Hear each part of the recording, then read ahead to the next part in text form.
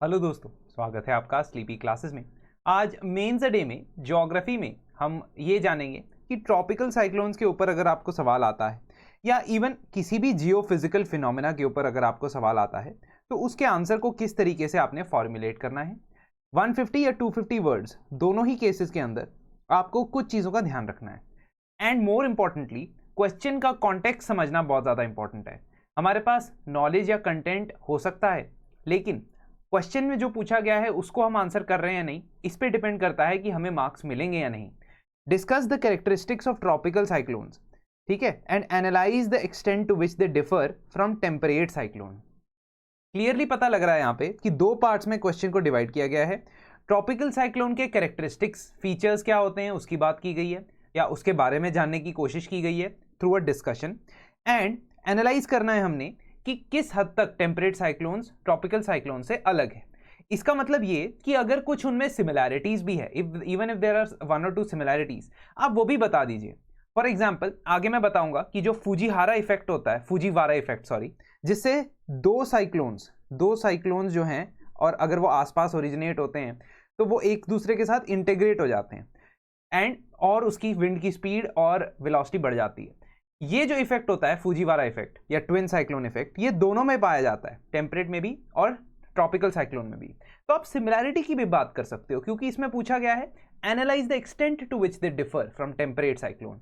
Temperate यानी कि extra tropical cyclones के लिए एक और टर्मिनोलॉजी है। शुरुआत करेंगे, जब भी ज्योग्राफी का कोई फिनोमिनन बेस्ड क्वेश्चन आए बेहतर यही होता है कि आप उसकी शुरुआत डेफिनेशन से करें। तो ट्रॉपिकल साइक्लोन्स की डेफिनेशन हम यहां बता देंगे कि ये ओरिजिनेट होते हैं ट्रॉपिकल एरियाज के ऊपर और फिर कोस्टल एरियाज की तरफ जाते हैं। इनको अलग अलग नाम से भी जाना जाता है, ठीक है। If you want you can show in the world map as well, but यहां पे बेहतर क्या रहेगा, बेहतर ये रहेगा कि आप एक पर्टिकुलर ट्रॉपिकल साइक्लोन की ही डायग्राम बनाओ इंस्टेड ऑफ शोइंग कि इंडियन ओशन में साइक्लोन कहां पे है, साउथ चाइना सी के पास या पैसिफिक ओशन में साइक्लोन या हरिकेन कहां पे आता है, या टाइफून जहां जो उसकी टर्मिनोलॉजी है वो यूज कर सकते हो।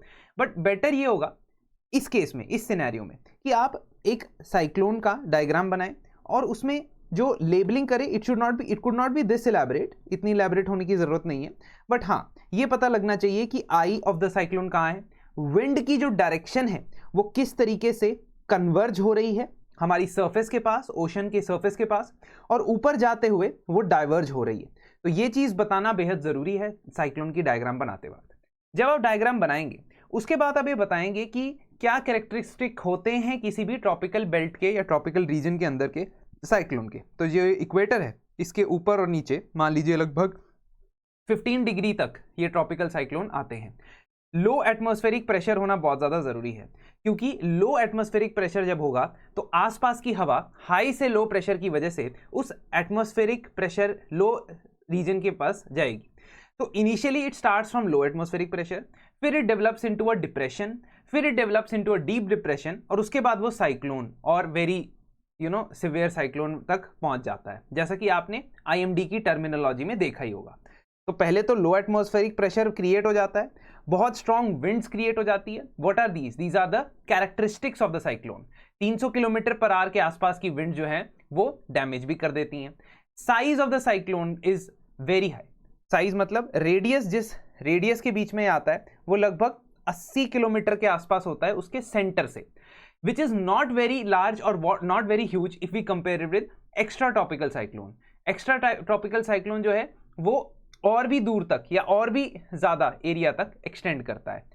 हैवी रेनफॉल यानी कि ट्रॉपिकल साइक्लोन जो है वो हैवी रेनफॉल प्रोड्यूस करते हैं, फ्लडिंग और मडस्लाइड प्रोड्यूस करते हैं, और इससे ओशंस के अंदर या कोस्टल एरियाज के अंदर हाई वेव्स भी आ जाती है, जिसको हम स्टॉर्म सर्ज के नाम से जानते हैं। We call them storm surge, ठीक है। तो ये चीज आपने यहां पे बता देनी है। इन योर कैरेक्टरिस्टिक, तो कैरेक्टरिस्टिक फीचर में आप साइज एंड शेप की बात करोगे, लो एटमॉस्फेरिक प्रेशर की बात करोगे, स्ट्रॉन्ग विंड स्पीड की बात करोगे। ध्यान रखना है ये आपसे ये नहीं पूछ रहा है कि what are the factors that lead to the formation of tropical cyclone. कई बार स्टूडेंट्स जो हैं इसमें गलती कर देते हैं कि वो फोकस करते हैं कि क्या फैक्टर्स चाहिए ट्रॉपिकल साइक्लोन बनने के लिए। That is different. High sea surface temperature, low vertical wind shear, है ना, और ये सारी चीजें फैक्टर्स हैं। बट हम फैक्टर्स को नहीं लिखना चाहते, हम कैरेक्टरिस्टिक फीचर लिखना चाहते हैं जो इन साइक्लोनिक विंड्स के अंदर हमें या साइक्लोन्स के अंदर हमें नजर आता है। तो ये बात जरूर याद रखिएगा कि क्वेश्चन की डिमांड मीट करना बेहद जरूरी है। फिर मैंने आपको बताया आप फुजीवारा के बारे में एक बॉक्स में लिख सकते हो साइड में, that there are certain occurrences of twin cyclones. तो रिसेंट टाइम्स में ये ट्विन साइक्लोन्स कई बार देखे गए हैं, जहां पे दो साइक्लोन्स एक साथ मर्ज हो जाते हैं, आसपास ओरिजिनेट हो रहे होते हैं, मर्ज हो जाते हैं और ज्यादा स्ट्रॉन्गर डैमेज कॉज कर सकते हैं। फिर उसके बाद हम second part of the question पे आएंगे। Second part of the question में हमने एड्रेस करना है कि ट्रॉपिकल साइक्लोन्स टेम्परेट साइक्लोन से अलग कैसे हैं, डिफरेंट कैसे हैं। तो पहली बात, जब आप बात करते हो तो आप सब हेडिंग जरूर बना दें। इसमें टेबल बनाने की भी एक अपॉर्चुनिटी है कि you could make a table जहां पे आप ट्रॉपिकल और टेम्परेट की बात करते हो, बट टेबल तब बनाते हैं जब हमारा मेन फोकस या इनिशियल जो हमारा फोकस रहता है वो डिफरेंशिएशन पे होता है। हाँ, ये जरूर है कि टेबल बना के आप कम नंबर ऑफ वर्ड्स का इस्तेमाल कर सकते हो। So if you want you can make a table as well इस वाले क्वेश्चन में, जहां पे भी डिफरेंशिएट करना है वहां पे टेबल बना के आप डिफरेंशिएट कर सकते हो। ट्रॉपिकल के अगर फॉर्मेशन या कॉज की बात करते हैं तो सबसे पहली बात है कि ट्रॉपिकल साइक्लोन्स जो होते हैं उसमें बहुत ज़्यादा डायनामिज्म होता है और उसमें बहुत ज़्यादा वाटर बॉडी की रिक्वायरमेंट होती है। लेकिन टेम्परेट साइक्लोन जो होते हैं वो एयर मासेस की आपस में इंटरेक्शन की वजह से बनते हैं। तो जब एयर मासेस आपस में इंटरेक्ट करते हैं, हो सकता है वो एयर मास सिर्फ आपके वाटर बॉडी के ऊपर ओरिजिनेट ना हुआ हो सकता है वो लैंड के ऊपर भी ओरिजिनेट हुआ हो।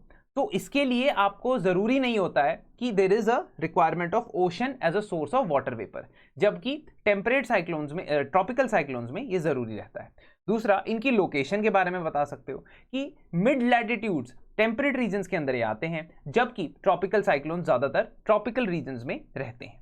डिस्ट्रक्टिव पोटेंशियल अगर देखा जाए तो ट्रॉपिकल साइक्लोन कम समय में बहुत हैवी डिस्ट्रक्शन करने के कारगर साबित होते हैं। तो विंड्स एंड स्टॉर्म सर्जेस की वजह से बहुत हैवी डिस्ट्रक्शन होती है।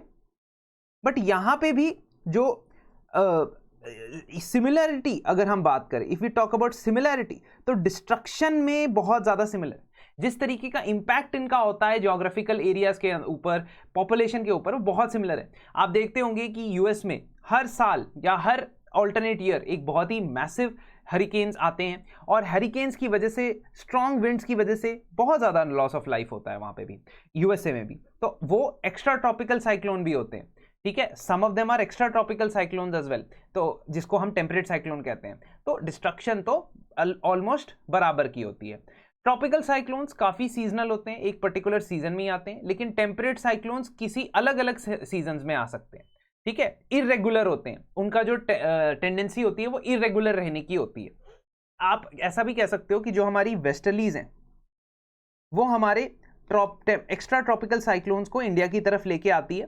You can talk even about the western disturbances which are nothing but temperate cyclones that are carried towards the Indian subcontinent। तो उसकी भी बात कर सकते हो, यहाँ पे इंडिया की बात करते हो तो इंडिया के कॉन्टेक्स्ट में ट्रॉपिकल साइक्लोन से प्रभावित कौन सा इलाका है, जो हमारा कोस्टल एरियाज है, ईस्टर्न और वेस्टर्न, अरेबियन सी और बे ऑफ बंगाल।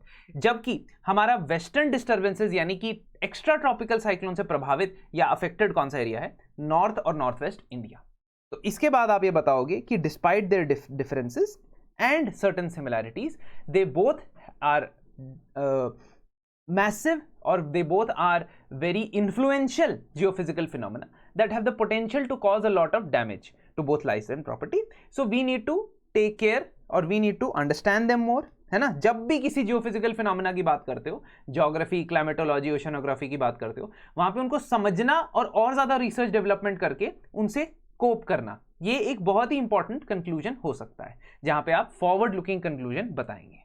चलिए, तो इसके साथ हमारा आज का क्वेश्चन होता है समाप्त। अगर आप चाहते हैं कि आप डेली आंसर्स लिख के उसे इवैल्यूएट करवाएं और हर हफ्ते मेरे साथ लाइव डिस्कशन के थ्रू ये जाने कि जनरल स्टडीज 1, 2, 3, 4 में किस तरीके से आंसर राइटिंग की प्रिपरेशन को हमने कारगर साबित करना है, तो आप हमारे art of answer writing course में एनरोल कर सकते हैं। इसका फर्स्ट वीक जो है वो चल रहा है अभी, सेकंड वीक जो है वो चल रहा है अभी। तो सेकंड वीक की लाइव डिस्कशन कल हम क्लास में करेंगे।